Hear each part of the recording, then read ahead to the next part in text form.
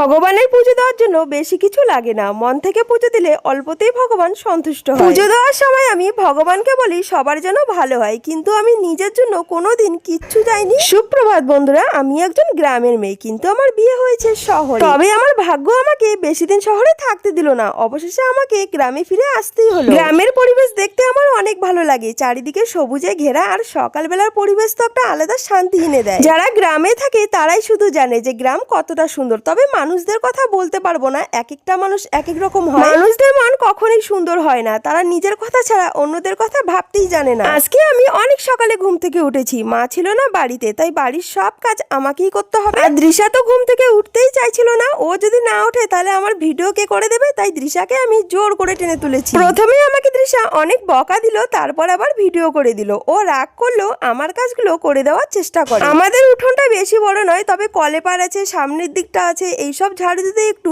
সময় লাগে। তারপর মাজা ঘষা করে হাঁড়ি কড়াইতে মাটি লাগিয়ে দিয়েছি, আর এইসব কাজ করতে গিয়ে আমার তো শরীরের অবস্থা শেষ। রাত্রে তো আমরা বেশি মানুষ ভাত খাইনি, তাই এঁটো বাসন খুবই অল্প, কিন্তু অনেক গরম লাগছে, তাই ইচ্ছে করছে না আর কাজ করতে। ঘরে একটা ম্যাগি ছিল, যেহেতু ভাত রান্না করতে অনেক দেরি হবে, তাই দৃশাকে আমি ম্যাগি বানিয়ে দিলাম। আর এদিকে দৃশা খেলা করছে, আর ওর খেলা মানে আমার কাজ বাড়িয়ে দেওয়া। বাইরে যেহেতু যেতে পারছে না, তাই আমার পাশে বসেই খেলছে। দৃশাকে আমি অন্য কারো বাড়িতে গিয়ে খেলতে বারণ করি, কারণ সব মানুষ যে সবার বাচ্চাকে পছন্দ করবে তা কিন্তু অন্যদের বাড়িতে গিয়ে যদি কোনো জিনিসের ক্ষতি হয় তাহলে অনেক কথা শুনতে হবে, তার থেকে আমার জিনিসগুলোই ক্ষতি করবে। মায়েরা সব সহ্য করবে, কিন্তু অন্য মানুষ কখনোই সহ্য করবে না, তাই আমি দৃশাকে অন্য কারো বাড়িতে যেতে বারণ করি। কিছু মানুষ আছে যারা দৃশাকে পছন্দ করে, আবার কিছু মানুষ সহ্য করতে পারে না। দৃশা যখন ছোট ছিল, ওর আত্মীয়রাই ওর সাথে অনেক খারাপ ব্যবহার করতো। ও তো ছোট, অত কিছু বুঝতো না, কিন্তু আমি তো মা, আমার সহ্য হতো না, কষ্ট হতো। বাচ্চারা ভগবানের রূপ হয়, তাদের সাথে কখনোই খারাপ ব্যবহার করতে হয় না। আর কিছু মানুষ আছে যারা নিজের বাচ্চাকে ছাড়া অন্যের বাচ্চাকে পছন্দ করে না। তো যাই হোক, ভাতের মধ্যে দুটো আলু সেদ্ধ দিয়েছি, সকালবেলা মা মেয়ে দুজনে আলু সেদ্ধ করে খাবো, তার জন্য খাবার খেয়ে দৃশাকে রেডি করিয়ে দিলাম। আর আমি আজকে স্কুলে যাব না, বাড়িতে যেহেতু কেউ নেই আর অনেক কাজ আছে।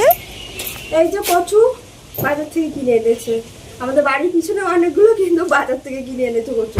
তো দৃশাকে রেডি করিয়ে দিলাম, দাদার সাথে স্কুলে পাঠিয়ে দেব। আর এই বালতিতে অনেকগুলো কই মাছ আছে, মাছগুলো ছোট ছোট, তাই দেখা যাচ্ছে না। মাছগুলো দেখে আমি ভাবছি এই মাছগুলো কাটতে আমার অনেক সময় লাগবে, এমনিতেই আমি মাছ কাটতে পারি না। আর এই কচুগুলোকে দেখে অনেকে বলেছিল এগুলো নাকি বাক্স কচু, তাই আমি ভাবলাম এই কচুগুলো তো আমাদের বাড়ির পিছনে অনেক আছে, কিন্তু পরে আমাকে বাবা বললো এগুলো নাকি বাক্স কচু নয়, কালো কচু। আর বাক্স কচু আলাদা হয়, ওটা অতটাও টেস্ট লাগে না, কিন্তু কালো কচু খেতে খুবই ভালো লাগে। যাই হোক, কয়েকটা মাছ কেটে আবার কিছু মাছ রেখে দিয়েছি, যেহেতু দৃশাকে স্কুল থেকে আনতে হবে, সময়টাও শেষ হয়ে যাচ্ছে। তারপর স্নান করে পুজো দিয়ে ঠাকুমাকে বললাম সবজিগুলো কেটে দিতে, আর আমি এদিকে মাছগুলো ভেজে নিলাম। তাড়াহুড়ো করে মাছের ঝোল রান্না করে কচু বসিয়ে দিয়েছি, আর কচুতে একটু জল ছিল। এদিকে আবার সময় হয়ে গিয়েছে, দৃশাকে স্কুল থেকে আনতে হবে, আর কচু শুকনো খেতেই বেশি ভালো লাগে, একটু জল থাকলে টেস্ট লাগে না। কচু উনুনে রেখে দৃশাকে স্কুল থেকে আনতে গিয়েছি, আর এত রোদ পড়েছে, বাড়ি আসতে খুবই অসুবিধা হচ্ছিল। আর দৃশা আইসক্রিম খাচ্ছে, কিন্তু পুরো ড্রেসের মধ্যে আইসক্রিম লাগিয়ে রেখেছে, তাই আমি দৃশাকে একটু বকা দিয়েছি। তার জন্য দেখো আমাকে ছেড়ে একা বাড়ি চলে আসছে। বাড়িতে অনেক কাজ করলাম, তার উপর দৃশা স্কুল ড্রেস নোংরা করলো, আবার বাড়িতে গিয়ে ড্রেসগুলো ধুয়ে দিতে হবে, অনেকগুলো বাসন আছে সেগুলো মাজতে হবে। আমি যদি বাইরে কোথাও যাই তারপর বাড়িতে এসে আমার কোনো কাজ করতে ভালো লাগে না, কিন্তু কি আর করা যাবে, আজকে কোনো উপায় নেই, কাজ করতেই হবে। যাই হোক, বাড়িতে এসে দৃশাকে স্নান করিয়ে দিয়ে দৃশা আর আমি দুজনে খাবার খেয়েছি। তারপরে বিকেলের দিকে আর কোনো ভিডিও বানানোর সময় পাইনি। তারপর এই ভিডিওটা আমি পরের দিন শুট করেছি, আর সেদিন ছিল সোমবার, মহাদেব বাবার পুজোর দিন, শ্রাবণ মাসের তৃতীয় সোমবার। মহাদেব বাবার মাথায় আজকে জল ঢালবো, প্রথম সোমবার তো ঠিক করে জল ঢালতে পারলাম না। আজকে আমি উপোস আছি, আমার সাথে দৃশাও জল ঢালবে, দুজনে স্নান করে মন্দিরে এসেছি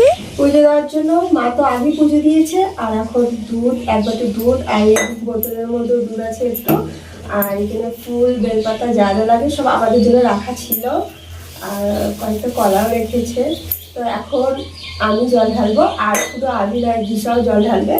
তার জন্য তো বেচারি সকাল থেকে কিছুই খায়নি, স্নান করে নিয়েছে, স্নান করে নিয়ে এখন জল ঢালবে, এখন ব্যস্ত হয়েছে জল ঢালার জন্য। তো যাই হোক, সকালে আজকে ঘুম থেকে উঠে দেখি অনেক বৃষ্টি হয়েছে, আর এখনো বৃষ্টি হচ্ছে। আর শ্রাবণ মাসে প্রতিটা সোমবারই একটু হলো বৃষ্টি হয়। একটা ফুল তুলে দেখি বাবা পুজোর জিনিসপত্র নিয়ে এসেছে, আর এদিকে দৃশাও সকালবেলা ঘুম থেকে উঠে পড়েছে। তারপর বাইরে গিয়ে দেখি অনেক জল উঠেছে। আজকে যেহেতু আমি উপোস আছি, তাই আমি কোলগেট দিয়ে ব্রাশ করি, বাঁশের একটা লাঠি ভেঙে আমি ব্রাশ করছি। আর দৃশা আমাকে বলছে মা তুমি কেন এগুলো দিয়ে ব্রাশ করছো? আমাদের বাড়ির পিছনে জমিগুলোতে যখন জল ওঠে দেখতে অনেক ভালো লাগে। তারপর বাড়িতে এসে স্নান করে দৃশা আর আমি দুজনে পুজো দিচ্ছি, দৃশা তো অনেক খুশি হয়েছে। দৃশা ছোট, ভালো করে উলে দিতে পারে না, তাই আমার অনেকটা হাসি পাচ্ছে, কিন্তু ও মন থেকে পুজো দিচ্ছে অনেক আনন্দ করে। এই জিনিসটা দেখে আমার খুবই ভালো লাগছে। তারপর পুজো শেষ করে আমি রান্না করে চলে এসেছি। রান্না করার পর দৃশাকে আমি কোনো একটা জিনিস দেইনি, তার জন্য দৃশা কান্না করছে। আমার ঠিক মনে পড়ছে না আলতা পরবে, তাই ওকে এখন আলতা পরিয়ে দিতে হবে। পরে সবসময় ঝামেলা ভালো লাগে না। পরে কারোর একটা পাইল করুন। দৃশা কান্না করলে আমার একদমই ভালো লাগে না। আমি রাগের মাথায় ওকে অনেকটা বকা দিই, কিন্তু পরে আমার খুবই খারাপ লাগে। দৃশা তো সাজতে অনেক ভালোবাসে, তাই আমি দৃশাকে বললাম চলো তোমাকে আলতা পরিয়ে দিই। আর এই কথা শুনে দৃশা খুবই খুশি। আর শুধু বাচ্চা সাজলে তো হবে না, তার সাথে একটু মাকেও সাজতে হবে, তাই আমার ইচ্ছে হলো আলতা পরা। তাই আমিও একটু আলতা পরিয়েছি। আর এখন বাজে 3:30। সকাল থেকে আমি কিচ্ছু খাইনি, এখন আমার খিদে পেয়েছে। মা অনেকক্ষণ থেকে আমাকে খাবার খেতে বলছিল, কিন্তু কেন জানি আমার খিদে লাগছিলই না। ভগবানের নামে উপোস থাকলে একদম খিদে লাগে না। মন ভরে মহাদেব বাবার মাথায় জল ঢেলেছি, আর ভগবানের পুজো করতে আমার খুবই ভালো লাগে। এক মন দিয়ে ভগবানকে ডাকলে ভগবান ঠিক ভক্তের কথা শোনে। আর আমি টাকা পয়সা ভগবানের থেকে কোনোদিন চাইনি, আমি শুধু চাই আমার কাছের মানুষগুলো যেন সবাই ভালো থাকে। খাবার খেয়ে বাসনগুলো ধোয়ার পর কাপড়গুলো ধুয়ে দিলাম।